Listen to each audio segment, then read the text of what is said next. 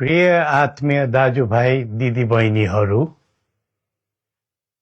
हामी नेपालीहरूको घर आँगनमा नयाँ वर्ष आइपुगेको छ।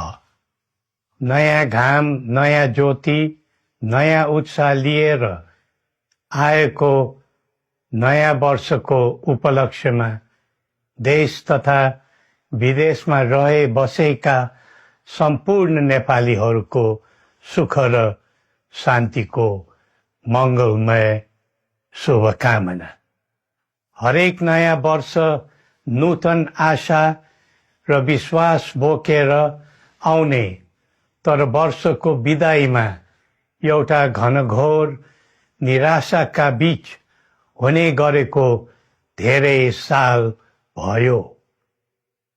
समाजका विभिन्न दल, वर्ग र जन समुदायले आफ्नो धारणा, आस्था तथा अभिव्यक्ति राख्न पाउनु प्रजातन्त्रको सुन्दर विशेषता हो।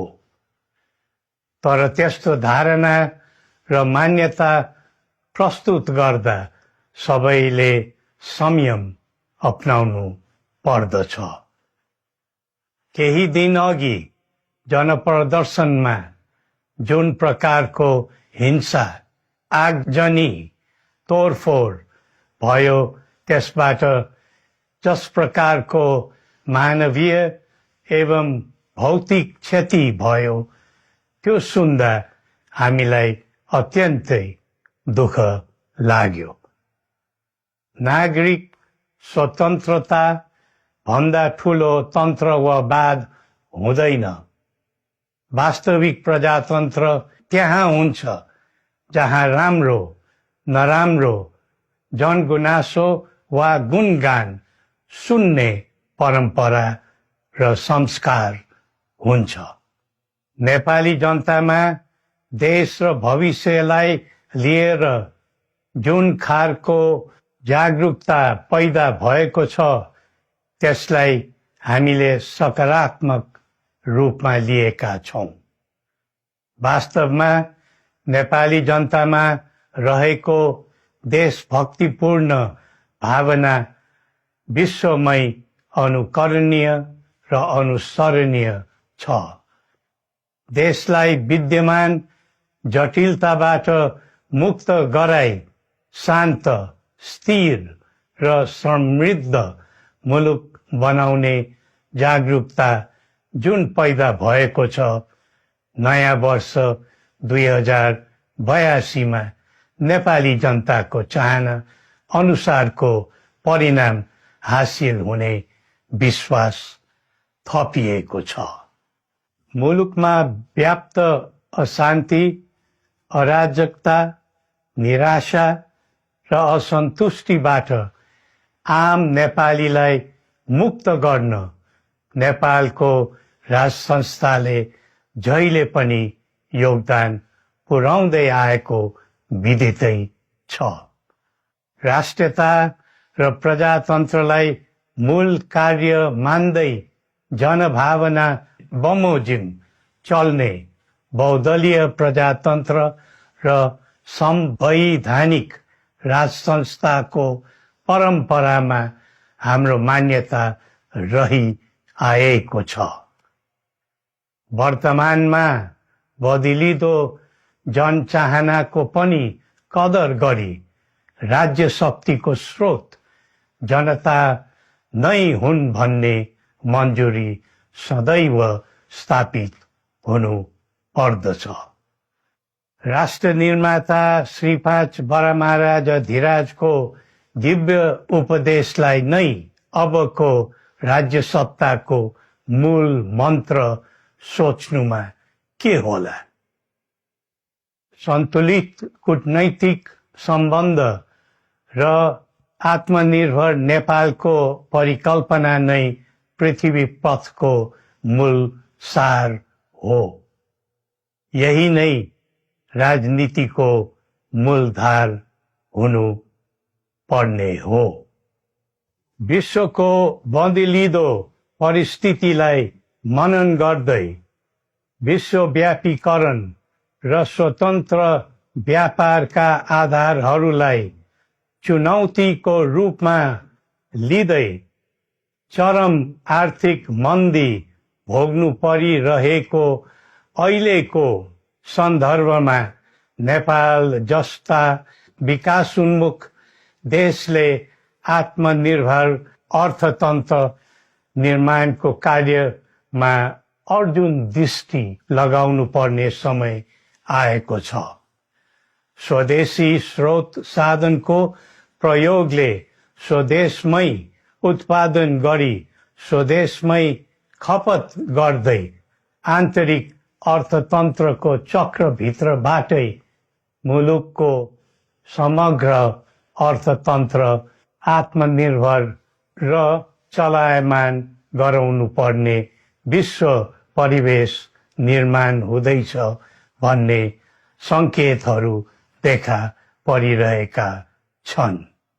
विश्वकै उत्कृष्ट यो भूमिमा बाँच्न समेत गाह्रो हुने स्थिति पैदा भएपछि बढ्दो युवा पलायनलाई रोकी युवा शक्तिको श्रम र सिपलाई स्वदेशमै उच्च उपयोग गर्नु पर्दछ। युवा स्वरोजगारको निम्ति अवसरहरूको खोजी गरी नेपालमै आय आर्जन गर्न सक्ने वातावरण तयार गर्नुपर्ने आजको पहिलो आवश्यकता बनेको छ। सबै नेपालीको तन मन र ध्यान त्यसैमा लगाउनु परेको छ। विश्वभरि छरिरहेका नेपालीहरू एकताका सूत्रमा बाँधिन अब ढिला गर्नु हुँदैन।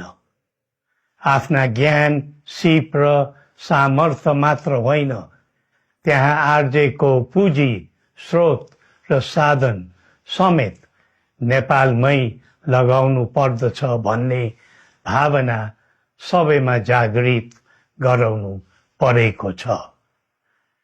प्रकृतिले दिएको स्वर्ग जस्तै सुन्दर हिमवत् खण्ड नेपाल सिँगार्न र विकासको विकुल फुक्न कसरी लाग्ने र लगाउने स्वदेश फर्क स्वदेश नै स्वर्ग भन्ने अभियान चलाउनु पर्ने आजको आवश्यकता भएको छ।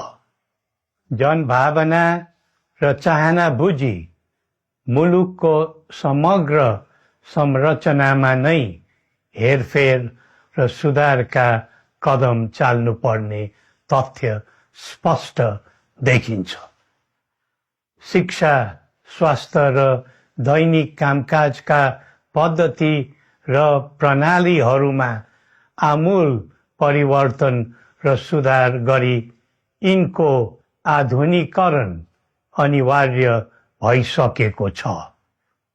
युग प्रविधिको हो, सावधानीपूर्वक उपयोग गर्नु सकेमा राष्ट्रको योगदानमा ठूलो टेवा पुग्न सक्नेछ। सुशासन र भ्रष्टाचार मुक्त प्रशासन मूल नारा हुनु पर्दछ। हामी अस्थिरता, अशान्ति, अराजकता, विपन्नता र भ्रष्टाचारको अन्त्य चाहन्छौँ। त्यसका निम्ति नेपाली जनताबाट हुने हरेक प्रयासहरूमा एकबद्धता रहनेछ। मुलुकको गिर्दो अर्थव्यवस्था, रुग्न हुँदै गएको औद्योगिक उत्पादन, बढ्दो राष्ट्रिय ऋण र बेरोजगारी, रक्षात्मक बन्दै गएको राष्ट्रियता, राष्ट्रिय एकता, सामाजिक सद्भाव, मौलिक धर्म, संस्कृति तथा जनस्तरमा बढेको निराशा, असन्तुष्टि हाम्रो चिन्ताको मूल विषय हो। नागरिक पलायनसँगै पुँजी पलायन, भ्रष्टाचार र व्यथिति देशले थाम्नै नसक्ने स्तरमा झाँगिएको छ। यो स्थितिमा नयाँ वर्षलाई उपलब्धिमूलक बनाउनु हामी सबै नेपालीको सामूहिक र एकताबद्ध प्रयास अपरिहार्य भएको छ। नेपाली बीच द्वन्द्व नहोस्, परस्पर अविश्वास र हिंसाको दुःखद मनोस्थिति नबनोस्, देशवासीहरू कुनै पनि नाम र न्युहुमा ध्रुवीकृत नबनुन् भन्नेतर्फ हामी सदैव सचेत र संवेदनशील छौं। नेपालीको एकतामा नै नेपालको भविष्य निहित रहेको यथार्थलाई हामीले आत्मसात गरेका छौं। सबैले यही वास्तविकतालाई आत्मबोध गर्नु पर्दछ भन्ने ठान्दछौं। हाम्रा आह्वान हामी कसैको निजी स्वार्थपूर्तिका निमित्त होइन, कुनै खालको सैद्धान्तिकवाद वा विचारको होइन, समग्र राष्ट्रको स्वाधीनता, समग्र जनताको सम्प्रभुता तथा नेपाल र नेपालीको सुखमय प्रतिष्ठाको निम्ति हो। आफ्नै प्रकारको अग्रणी राष्ट्र हामीले नै बनाउने हो अनि आफ्नो स्वतः र अस्तित्व हामी आफैले उठाउने हो। संसार धेरै अघि बढिसक्यो, तर हामी यो वा त्यो वादको चक्रव्यूहमा फँसेका छौं। नेपाल आमालाई केन्द्रमा राखेर हाम्रा विचार बन्नुपर्छ, हाम्रा कदम चल्नुपर्छ। हरेक समस्याको समाधान संवाद, सहमति, समन्वयन र सहकार्यबाट हुन सक्छ। आगामी वर्ष नेपाली इतिहासको स्मरणीय र सुनौलो सम्झना बन्नुपर्छ र बनाउनु सकिन्छ भन्ने विश्वास हामीले लिएका छौं।